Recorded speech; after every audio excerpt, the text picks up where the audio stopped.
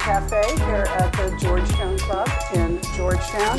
And I just want to say, if you hear any jackhammering or hammering or banging or things fall out of the ceiling, the building's under renovation, so we all know now. Not your fault. But so many other things are. And I'm so happy to welcome Chris Krebs. I'm going to let Chris tell us all about himself, but I have the good fortune in my day job to get to intersect with him a lot, and even have the privilege of texting all kinds of fascinating and intriguing little tidbits about what's going on with espionage, cybersecurity, and everything that falls in to his realm. And we're going to get into your background as having been head of CISA and having handled cybersecurity for Microsoft and myriad other things, probably not the least of which is a long heritage in Alabama and a lifetime at UVA. But I thought, given that timestamp that today is the State of the Union, I don't know whether you've ever contributed to a State of the Union address in your government roles, yes, because it could be classified. But I'm just curious what your advice would be to a president giving a State of the Union tonight on how to handle the Chinese balloon. What you think he will say and what you would say. Yeah. That's two different things. So yes, well, first off, it's great to be here. Yeah. Thanks for having me. Yeah. I had the opportunity in government in the last administration to contribute, what are some of the achievements that we had accomplished at CISA in my tenure, and whether those things actually make it into the final, you never can tell. You actually have to listen and see if he says things. And there's strategy elements. And so I think, there were one or two things that we had accomplished on election security and on general cybersecurity, actually standing up CISA, that I think that got touched upon in prior States of the Union. Like personally, and we were just chatting about this, I'm not a fan of the State of the Union in general. It is an opportunity to lay out a roadmap of some of the things you want to accomplish, but I also feel as if it's a lot of kind of performative politics. The fun thing tonight, I think, will be to watch out for the hecklers. You remember the "You Lie," the Joe Wilson moment of years ago. Recreation of the speaker election? Yeah, I mean, like the over-under on heckling, I'm going to peg it at about 4. So, on China specifically, this is really one of the most persistent challenges we have right now as a country, and it's a multifaceted threat. It's an economic competitiveness issue. It's a competing centers of power from a security perspective.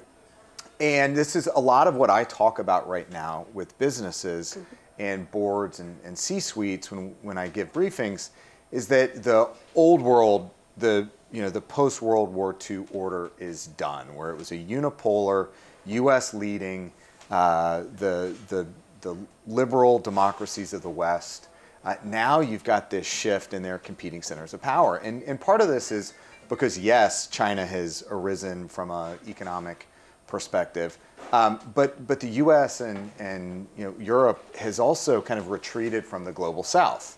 And in the meantime, China has come in. I mean, if you go to Africa and you see all the economic investment, infrastructure development that's going on in Africa, as well as in Latin America, it really does create these competing centers of power. And even look at right now with Russia's invasion of Ukraine, the countries that are opposed to Russia tend to be Northern Hemisphere liberal democracies. The global South has actually stayed on the sidelines or is quietly supporting Russia. And it was funny, we were also talking about Mexico City.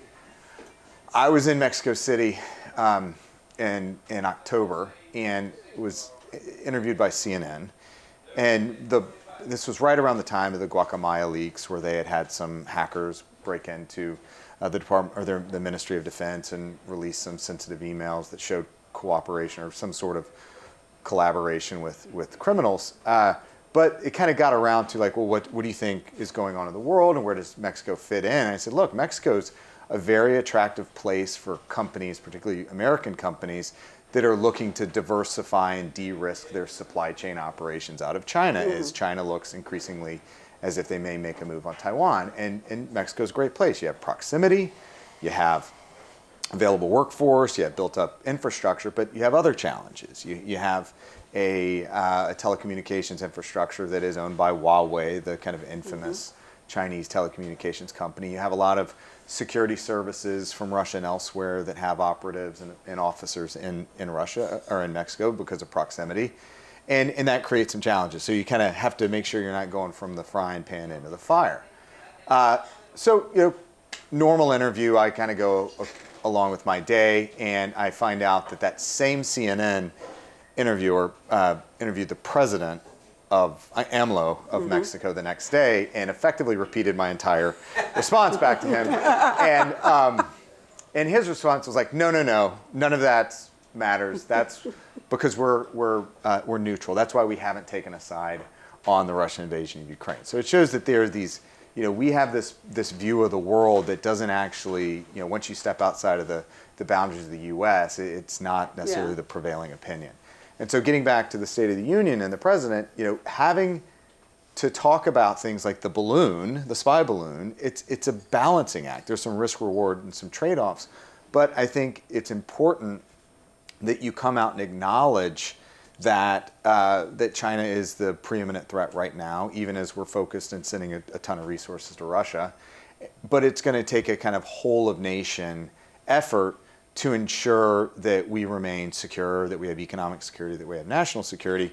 And it's not going to be we cut all contact off with China. It's just not practical. There are things in the supply chain you just can't cut off. But there are tangible examples like what do you do? We've talked about this on the show. What do you do about TikTok? Well, we're going to get to TikTok, but first, are we going to know what the balloon was really about? And is it on a scale of 1 to whatever, a huge threat? And moreover, because many people have asked this, what made it better? And I have some answers, but I want yours. What made it better or more effective than a satellite? If it was, in fact, spying. So how do you want me to answer that? Anyway, Start at the answer. You're my guest. So look, you can put a different set of sensor packages on a balloon than you can on a satellite. So the challenge with the satellite is these are 20-year investments. You put that satellite up in low Earth orbit, and you're kind of fixed with what sensors you have on that delivery. And it's or on constantly that platform. moving. And it's moving, and you can get time over target. And the benefit of the spy balloon is, I don't know what we're actually calling it, but the spy balloon's fine. Is that balloon in particular had the ability to move up and down depending on where whether it was in the jet stream or other winds. They had some control over it. Yeah, and also they had some control on the various sensors. And there's some expectation that there was the ability to collect Wi-Fi maybe and collect infrared and thermal imagery and things like that. And it was apparently stationed over some of U.S. Strategic Command's spots in Montana and the jet elsewhere. stream can't decide that. That kind of has to be a strategy. In terms of remaining stationary, yes, there's some intentionality. They had some control over the direction. But I'm also not sure that this is some master plan in Beijing by Xi not about what it's about. He was even aware of it. And there's this kind of expectation that maybe there was some signaling or messaging involved here. It's like, we can penetrate your airspace, and there's nothing you can do about it. I mean, I ultimately think that they made the right decision. That even, as I'm trudging through the 5th season of Yellowstone, understanding that, Montana's got some wide open spaces, but nonetheless, if you look at the debris field in the Atlantic Ocean, it's, they said it's like 20 football fields by 20 football fields.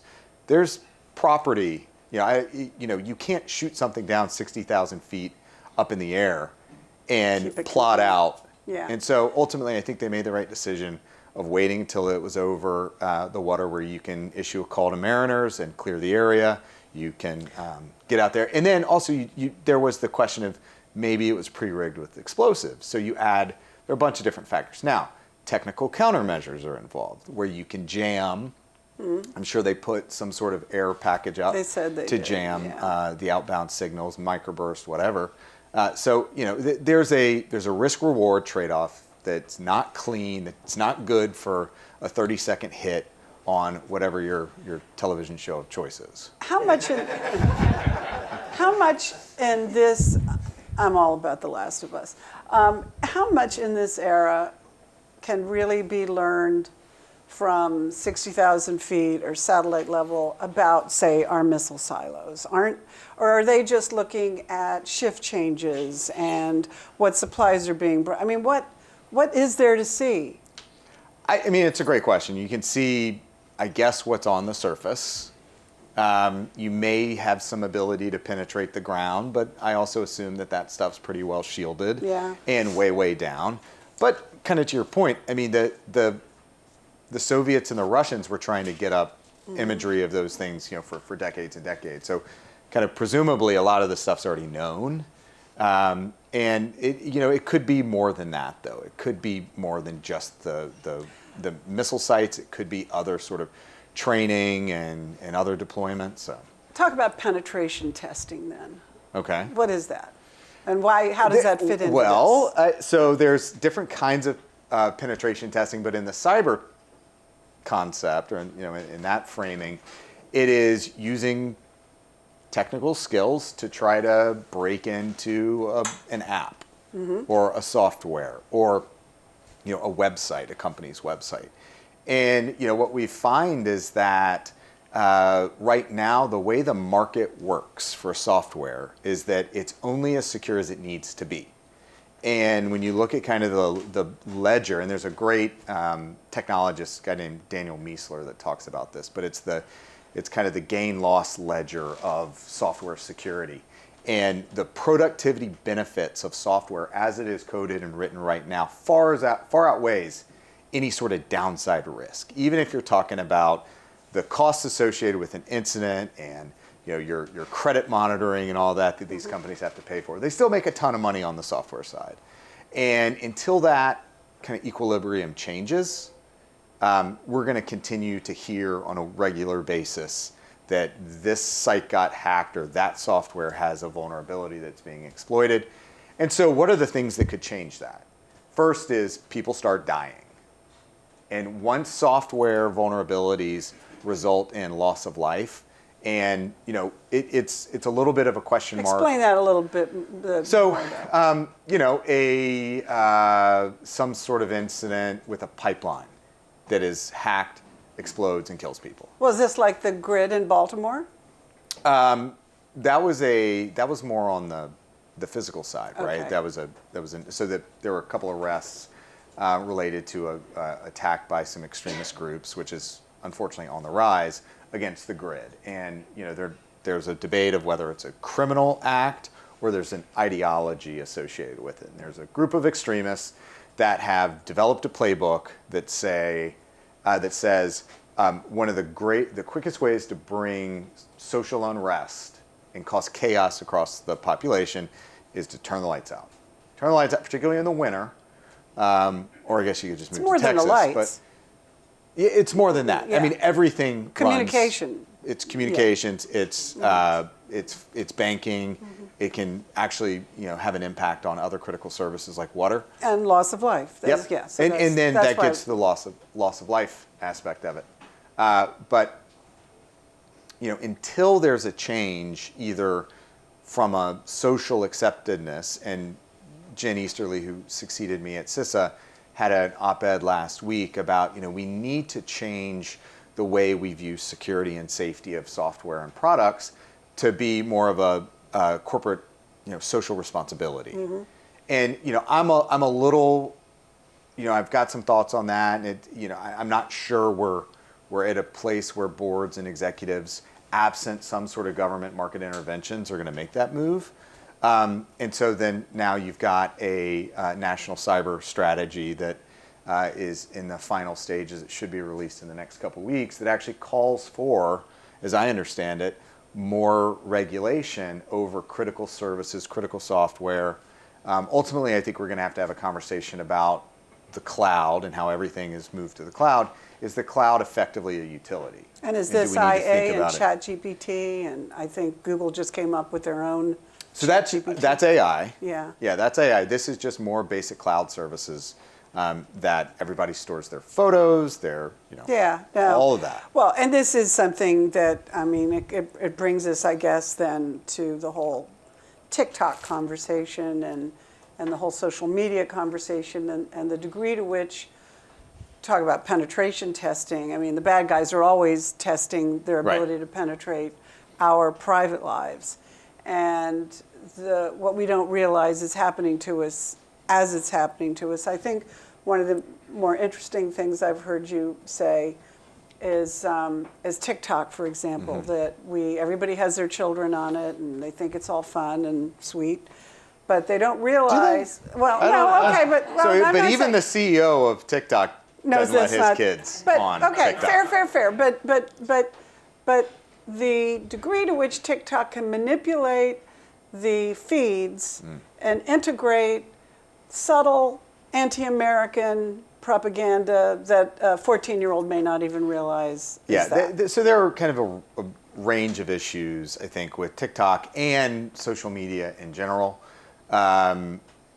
Specific to TikTok, it is a company that's owned by ByteDance, which is a Chinese company, and there are a set of laws in place in China, the national security law, cybersecurity law, a few others, that require access to certain kinds of information. There's also requirements to report vulnerabilities in Chinese company software to the government. And it's interesting because since the passage of that specific piece of well, at least the implementation of that regulation, and the assumption that researchers have been reporting vulnerabilities directly to the government rather than publicly into the company, we've seen an increase in zero-day exploits. And the zero-day exploit is basically it's a attack on a system that has never been seen before, so it hasn't had the opportunity to be patched. So basically, what this means is, the theory is people are reporting things to the government of China. The Chinese security services are then exploiting those vulnerabilities and using them for their own purposes out in the wild. And then you have to kind of reverse engineer it with the company to get the patch out. So, loop it back up into ByteDance.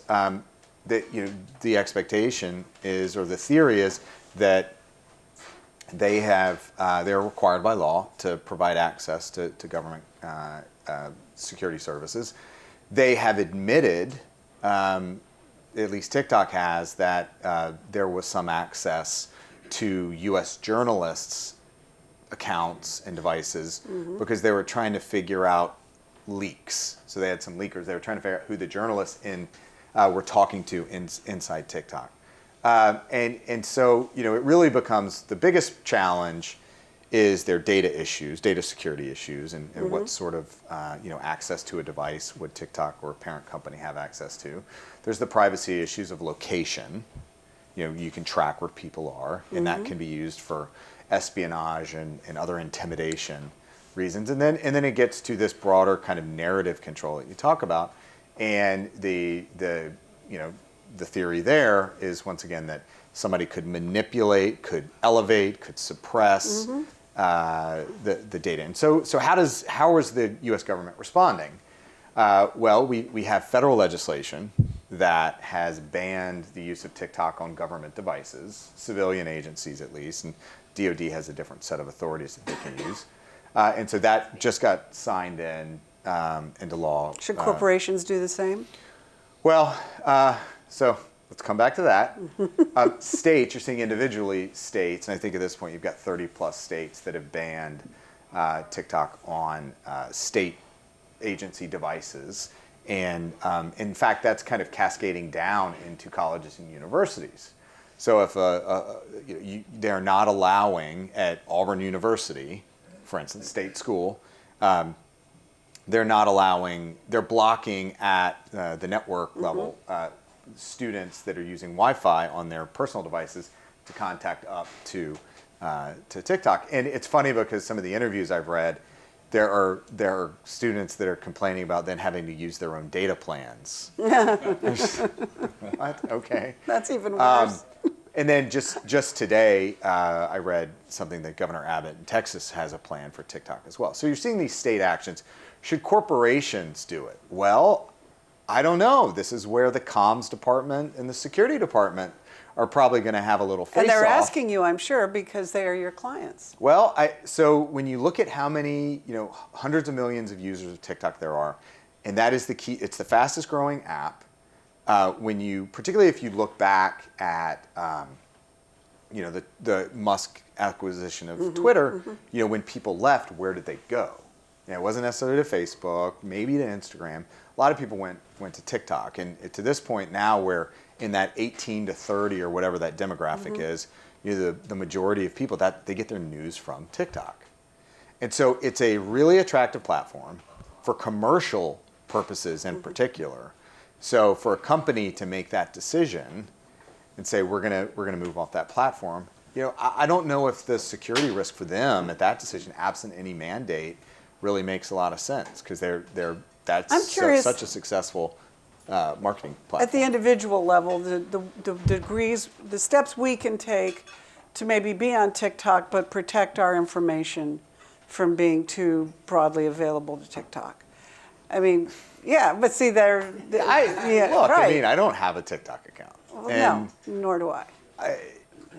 But we're two people. But a lot of these other a lot of these other apps have access at the device level to sensitive information, location tracking and things like that. So yeah, it's a world, and I get sent links to TikTok all the Right. time, and it's like, well. So there was some reporting last week that TikTok has a kind of a security strategy that they're walking around DC. It's called Project Texas.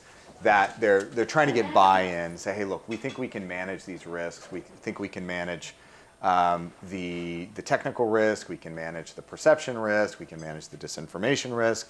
Part of it is that they're partnered with Oracle to host all U.S. Based data in a U.S. server, and that there's a governance structure. And I think it's probably a thoughtful plan, but ultimately, I don't know if it matters because I think the political element, they're getting the Huawei treatment right now, and Huawei has been impacted significantly on a global scale because the position the U.S. took in the late teens. And it seems to me that TikTok's kind of getting that same treatment. And to me, probably the most effective, and the kind of the backstory on ByteDance is that some of the major investors are U.S. private equity firms, and so they're probably going to have to make a decision at some point. It's like, do we want to get something out of this, and is this a spin-off deal where TikTok goes and they sell TikTok to a U.S. owner? Well, ultimately, for us normies, it comes down to, I think we each have to have our own policy, right? There's so much happening all the time that you just have to decide where you're going to play and how deeply you're going to play. Because, I mean, I wonder, the preponderance of give us your email and you get a 10% discount. Well, we know that's not as simple as just a 10% discount. I think we're all enlightened enough now to know to open up any email address we don't recognize to see where it's really from. And it's generally from some godforsaken agglomeration of characters that we just deleted. But online banking, giving your credit card. I was reading about, the way the bad guys keep advancing their ability to glom our credit card information, that you can. See, this is a conversation we should probably have like the week before Thanksgiving to prep for Black Friday. I thought you were going to say alone together with a lot of bourbon. But I would, well, there's that. But I would always, I would always get media requests at CISA, prepping for Black Friday. Yeah. And I mean, look, the unfortunate reality is, like I said, security is not it's not baked in because just the way the ledger works right now. And it's hard for consumers to differentiate between what's a good product and what's a bad product, what's a safe product and a secure product, and what's not. And I remember several years ago, we were trying to get smartwatches for the kids, kind of as a proxy for parenting. But you could, let them go outside. 5 children. You could let them go outside, and they had a watch, and you could, call them and text them and say, hey, it's time to come in for dinner or whatever. And so I went on Amazon just to check, and all the returns were companies I'd never heard of. And at that point, I wasn't going to buy an Apple Watch because I wasn't going to spend $500 or whatever on a watch that a kid's going to break. And we ended up getting Apple Watches for my kids. And I kid you not, a week into my daughter getting her watch, she drops it on concrete and breaks the screen. And I'm just sitting there like, oh my God, I knew this was going to happen. I know, but the point is, like, one of the best tools you have right now for technology, and it's not a fail-safe, but do you recognize the brand? Yes. Do you recognize the brand? If it's something you've never heard of, think twice. you think twice, but go to the reputable brands because they actually have some reputation risk. And distributors, yeah, all of that, right. They have reputation risks that they try to hedge against. But you also know that they're probably going to be around for 2, 3, 4 years so that they can take care of the product and issue updates and patches. A lot of these IoT companies don't stay around too long, and once they go out of business, no one's there to maintain the software. So I'm sure you have light bulbs or cameras or something in your house that the company's out of business, and no one's looking after that firmware or software. And these things just get wrapped up in what's known as a botnet. And a botnet is basically just, it's a bunch of machines or systems globally that have a vulnerability, that have been exploited and then looped up into this greater Borg, effectively, that are used to attack organizations.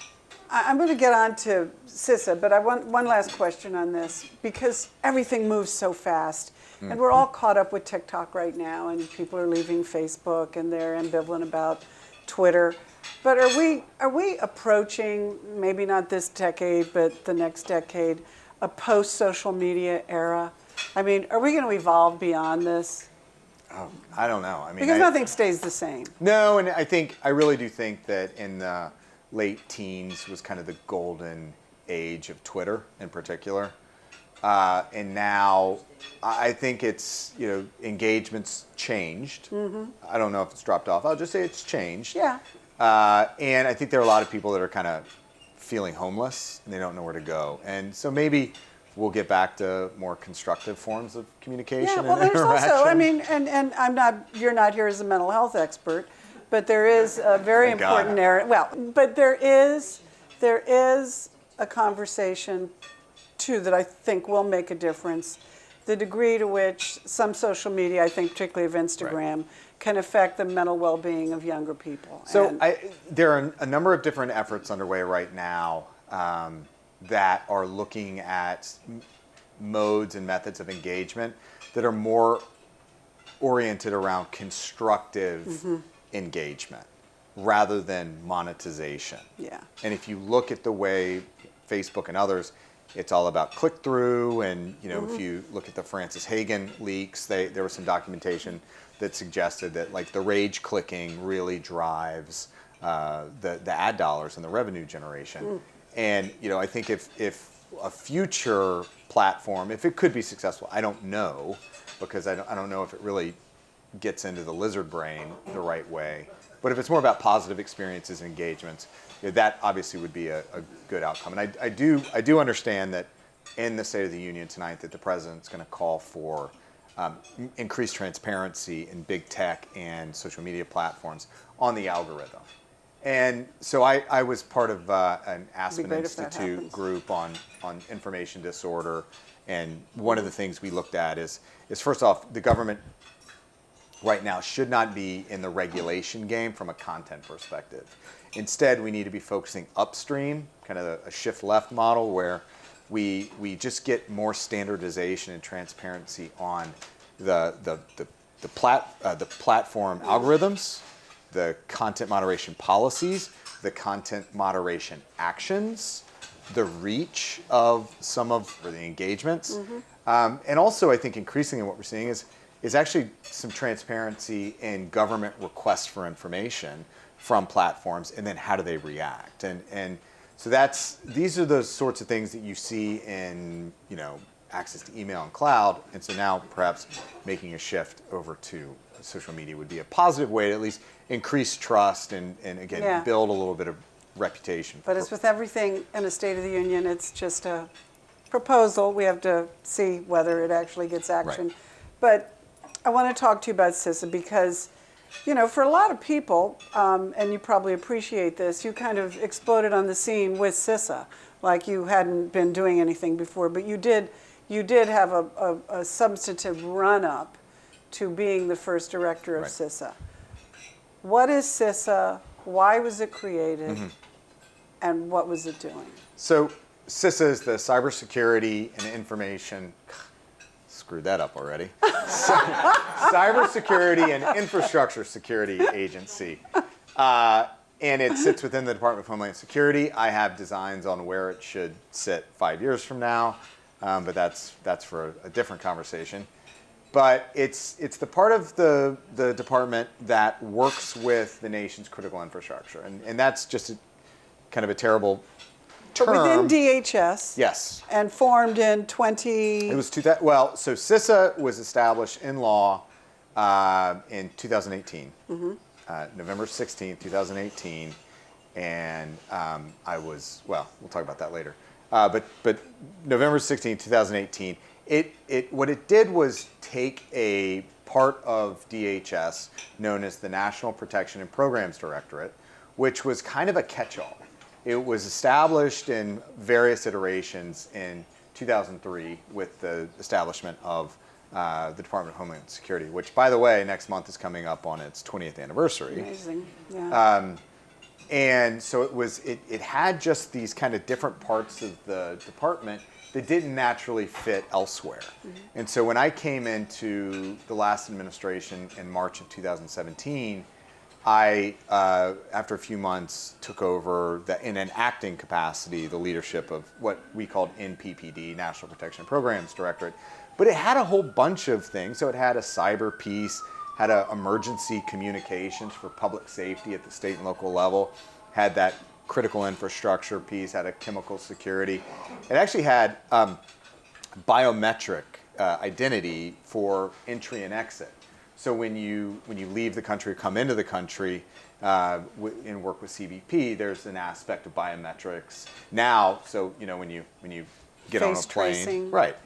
And then there was also the Federal Protective Service, and the Federal Protective Service are the cops and security officers. That was part of CISA? Yes, that Okay, are that's responsible interesting. for guarding federal buildings. And so it was this really kind of broad hybrid. I mean, it took.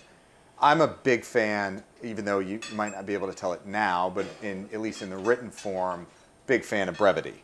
And I was trying to get our mission statement down to 10 words or fewer, and with all that, with the Office of Biometric Identity Management and FPS, it was like 25 words. And it just really struck me, and I was almost like the anti-government official and said, look, we need to focus. And so working with the Congress, and it's crazy how long it took me to do this, but working with the Congress, we've got the CISA Act of 2018 passed, and it gave me the authority to work with the secretary in the White House on basically spinning out FPS and OBIM and then focusing on other parts. So I willingly, as a director or acting undersecretary and then undersecretary, negotiated a reduction in workforce by 50%. You gave up real estate. I gave up money.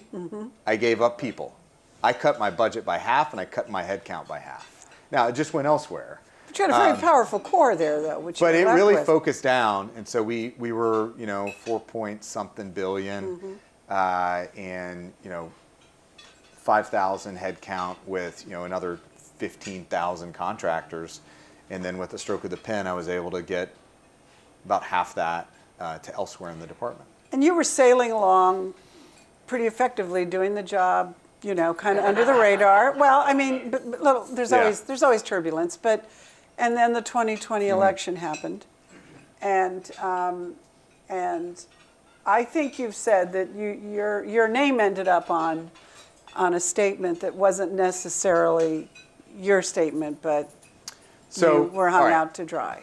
here's the kind of the backstory. 2016, according to the intelligence community, there was a three-pronged effort by the Russians to interfere in the 2016 election. The first was they tried to hack into voting systems throughout the country. The second is they conducted this hack and leak campaign against the DNC and others, and then released that information. And the third is just this broader kind of destabilizing disinformation information operation. So what happened really in 2016 was that I think generally the intelligence community and DHS were kind of caught unawares. They weren't really expecting this. And so when it came time to act and work with state election officials, because elections in the US are conducted at the state and local level, they didn't know who to go to. And in fact, as I understand it, a lot of the DHS folks went to the state governors, said, hey, we want to help with elections. And the governor's like, it's not me. You know, they're constitutional officers elected in most states. Mm-hmm.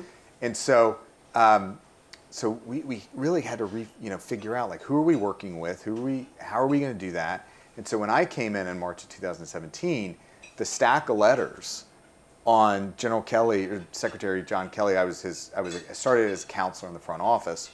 The stack of letters was, how dare you try to take over elections in the U.S. and federalize them and regulate them? And we're like, we don't want that. Yeah. I mean, there are 10,000 jurisdictions in the U.S. There's no way we could, as a government, and plus it's in the Constitution that you guys do this.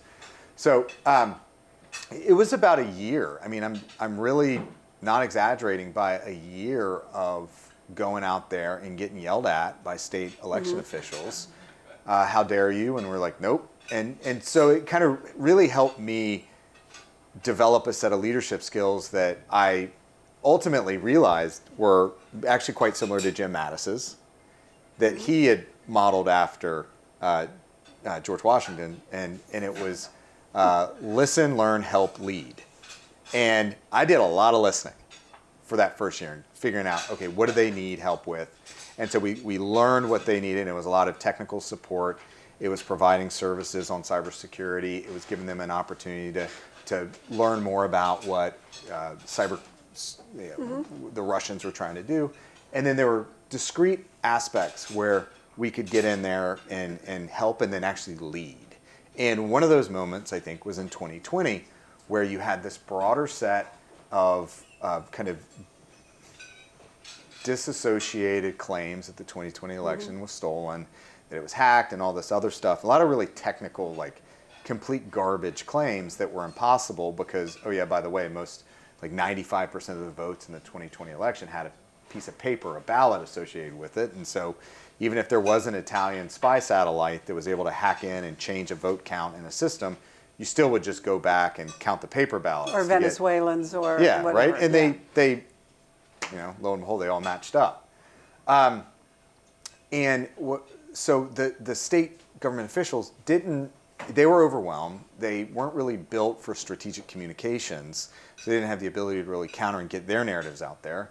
And so one of the things we set up throughout the preceding 2 to 3 years was it's a normal structure that CISA uses to work with different critical infrastructure sectors, was a coordinating council. And so it was the senior officials from government, senior officials from the private sector involved in the administration of elections. And so they came together, they wrote a statement. They certified the election. This was actually pre-certification. Okay. But they developed this letter, and one of my senior officials was on the executive committee as well, and they said, hey, we'd like to send out this statement, and they sent it up to me, and I looked at it, I was like, I mean, y'all are the one that did the election, so if this is your position, I happen to agree with it, but it included a line that it was was signed by you. Yes, most safe. Well, that got spun later, but one of the most secure election. And look, the reason that we had that confidence was because the work we put into it, because the intelligence community focused on what the adversary was doing. You trusted it. Because the work that we had done with those state and locals to really understand both their security as well as what was happening across their networks. And then, oh yeah, by the way, it was also the most scrutinized election, the most litigated election, and it all even to this day, we have confidence in that and that's outcome. interesting to me because there's something you said that I think stays with us now. Because, yes, you did get fired because of that by your boss. I'm sure there was a bunch of other stuff that but you don't have to say that, Chris. But anyway, and you were quoting, it may have been Jen Easterly with this theory. It goes back to, we all know the theory of throwing the spaghetti at the wall.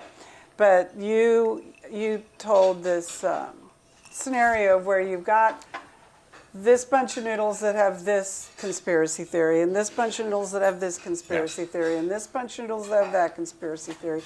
Put them all in a bowl with the spaghetti sauce, and you throw the spaghetti at the wall, and the noodles may fall down, but the stain is still there. So that's Kate Starbird, who's a professor with the University of Washington.